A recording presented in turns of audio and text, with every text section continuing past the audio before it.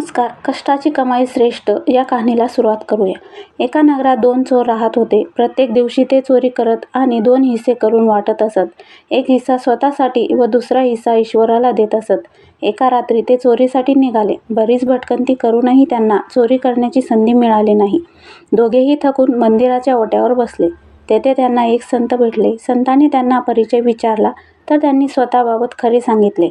हे ऐकून संत म्हणाले, तुम्ही जे करत आहात ते चांगले की वाईट आहे यावर कधी तुम्ही विचार केला आहे का? चोर म्हणाले, आम्ही करत आहोत ते चांगलेच असणार, कारण चोरी करून आम्ही जे धन किंवा वस्तू प्राप्त करतो ते आम्ही 2 भागांमध्ये वाटतो. एक भाग आम्ही स्वतःकडे ठेवतो आणि दुसरा भाग ईश्वराच्या चरणी अर्पण करतो. तेव्हा त्या संतांनी आपल्या झोळीतून एक जिवंत कोंबडा काढला आणि त्यांना देत म्हणाले, आज तुम्ही चोरी करू शकला नाहीत, त्यामुळे निराश वाटत आहात.